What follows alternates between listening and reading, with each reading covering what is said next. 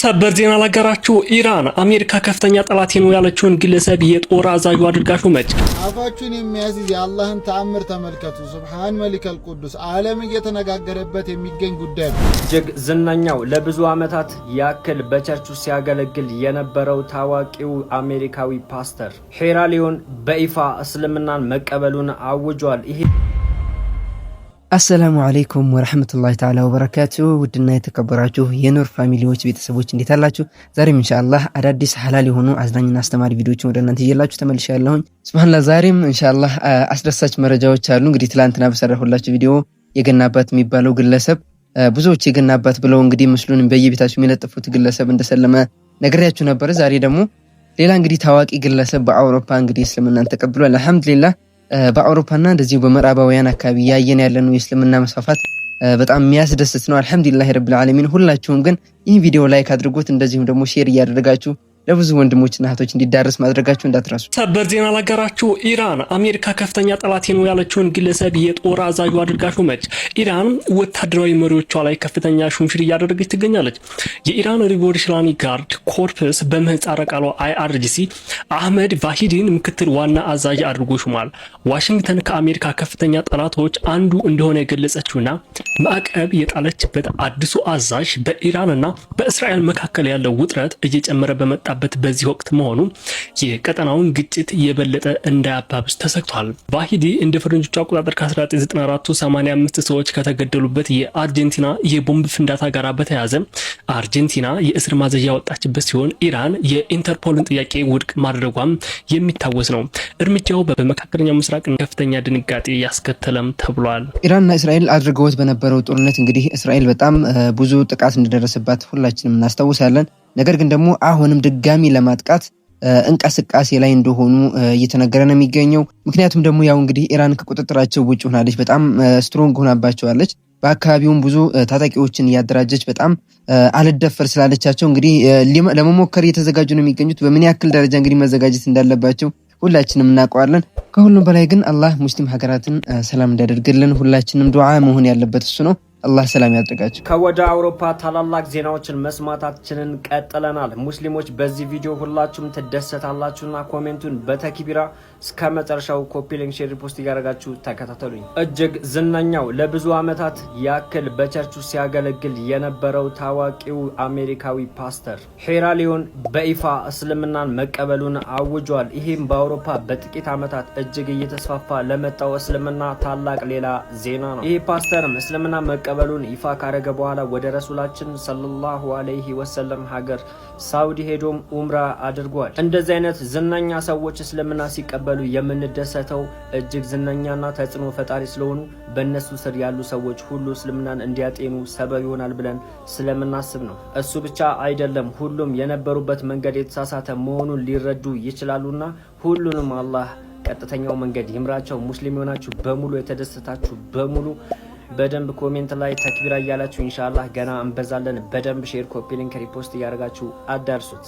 እንግዲህ ትላንትና ደግሞ ባሳየኋችሁ ቪዲዮ የገና አባት የሚባለው ሰውዬ እንግዲህ እስልምናን እንደተቀበለ ሰምታችሁ ነበረ። ዛሬ ደግሞ ኢንሻአላህ ሌላ ሰው እስልምናን እየተቀበለ እንደሆነ እንግዲህ እየሰማነው። በምዕራባውያን አካባቢ ያለው የእስልምና መስፋፋት የእስልምና እድገት በጣም የሚያስገርምና የሚያስደስት ነው። አልሐምዱሊላህ ረብል ዓለሚን። ሁላችሁም እስኪ በኮሜንት ሐሳባችሁን ግለጹልኝ። አፋችሁን የሚያስይዝ የአላህን ተአምር ተመልከቱ። ሱብሃን መሊከል ቅዱስ ዓለም እየተነጋገረበት የሚገኝ ጉዳይ ነው። እንግዲህ በእነዚህ ሰዎች ላይ እርሻው ስንትና ስንት እርሻ አቋርጦ የመጣን ጎርፍ ያስቆሙበት መንገድ በጣም የአላህን ተአምር የታየበት መንገድ እጅግ አነጋጋሪ ሆኗል። ቪዲዮ መጨረሻ ላይ ያሳያችኋለሁ። እንግዲህ የተፈጠረው ብዙ ቦታዎችን አቋርጦ የመጣን ትልቅ ጎርፍ እንግዲህ ድምጽ አለው፣ ኃይለኛ ነው፣ እያዩት ነው።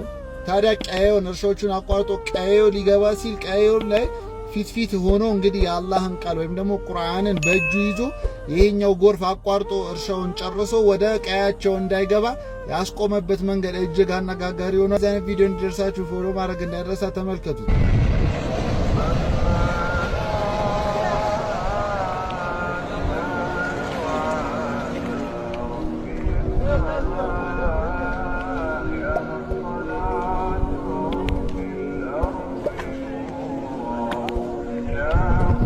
አህመድን አውስትራሊያ አከበረችው። እንደምናውቀው መቼም ይህን ሰው ከጥቂት ጊዜያት በፊት በአይሁድ እምነት ተከታዮች ላይ በደረሰው የሽብር ጥቃት አሸባሪውን ፊት ለፊት በመጋፈጥ ራሱን እንደምትመለከቱት አደጋ ውስጥ በመክተት ተጨማሪ አይሁዳውያን እንዳይሞቱ ያደረገ ሰው ነው። እናም በሰዓቱ የአውስትራሊያ ብሔራዊ ጀግናም ተብሎ ነበረ። በኋላ ላይም ተጎድቶ ሆስፒታል ገብቶ ነበርና አሁን ላይ ከሆስፒታል ሲነቃ እንደምትመለከቱት በሺዎች የሚቆጠሩ ሰዎች ቁመው አጨብጭበው አንተ ብሔራዊ ጀግና ነህ እንግዲህ ብለውታል። አህመድ አልአህመድ በሰዓቱ እንግዲህ እንደሚታወቀው ሁለት አሸባሪዎች በአይሁድ እምነት ተከታይ ላይ የተለያዩ ተኩሶችን ይከፍታሉ። በዚህ ሰዓት ነበረ አህመድ አልአህመድ እምነትና ብሔር ምንም ነገር ሳይገድበው ቀጥታ ፊት ለፊት ከአሸባሪው ጋር የተጋፈጠው ማለት ነው። በኋላ ላይም ሆስፒታል ተኝቶ የተለያዩ ብሮች ከዓለም ላይ አዋተውለት ነበር አንተ ጀግና ነህ ተብሎ። መጨረሻ ላይም አሁን አውስትራሊያ ከዚህ ከኬርግ ጌም በፊት መጥቶ አጨብጭበው እንግዲህ ጠቅላይ ሚኒስተሩና ታዋቂ ሰዎች ለሱ ክብር ተገኝተው እንግዲህ አክብረውታል ማለት ነው።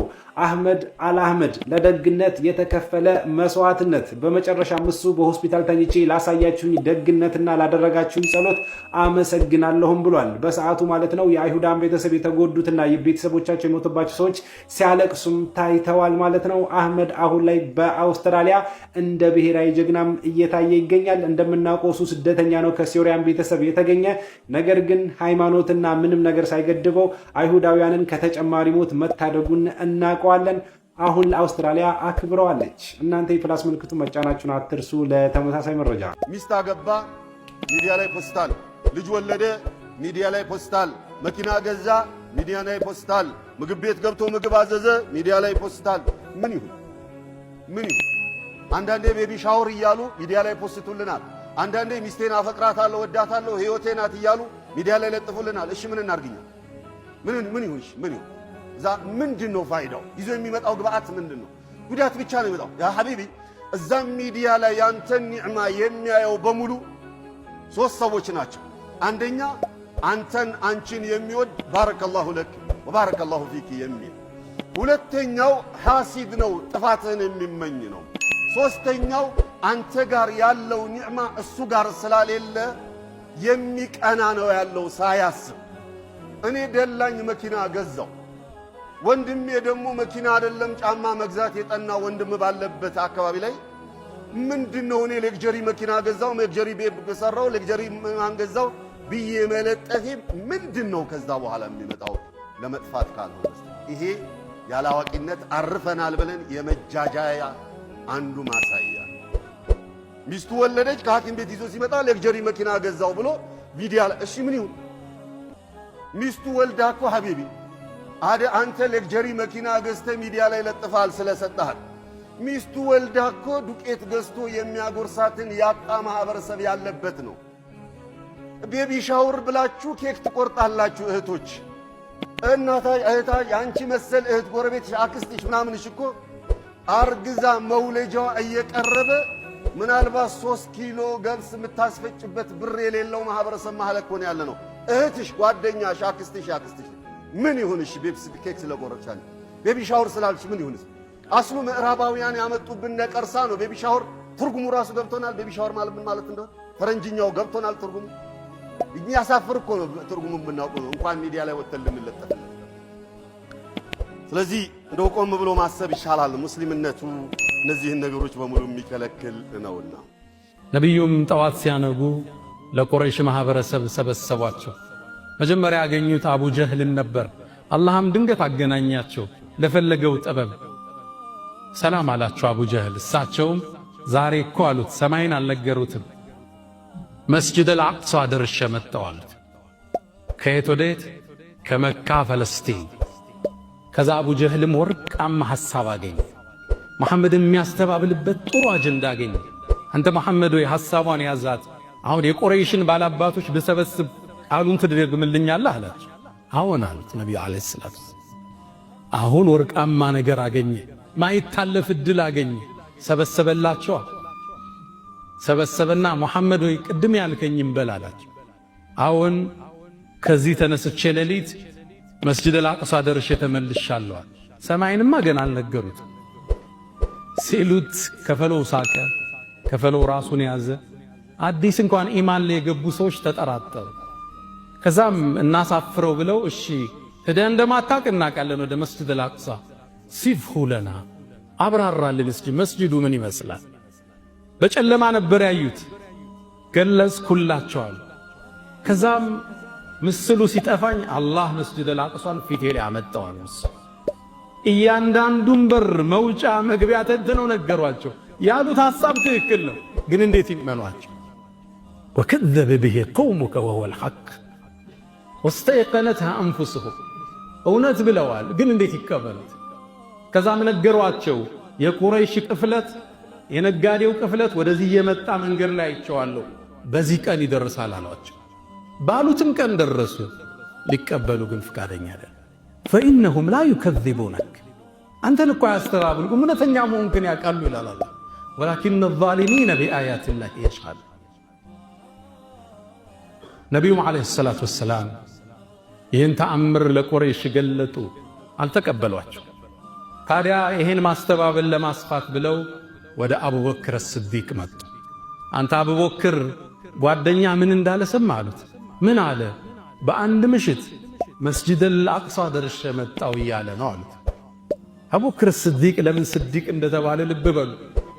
ኢንካነ ቀድ ቃል ፈቀድ ሰደቅ አላቸው። ነቢዩን እኮ አላገኘም ብሏችሁ ከሆነ እውነቱን ብሏችኋል አላቸው። እውነት ነው አላቸው። ስዲቁ ሃዚሂ ልኡማ ወለዚ ጃአ ቢስድቂ ወሰደቀ ቢህ። ቁርአን እንዲህ ብሎ ያወደሰው ሰው እኔ ከሰማይ የሚመጣን ወሬ ተቀብየው እየኖር የምድርን ጉዞ አስተባበላለሁ እንዲህ አላቸው።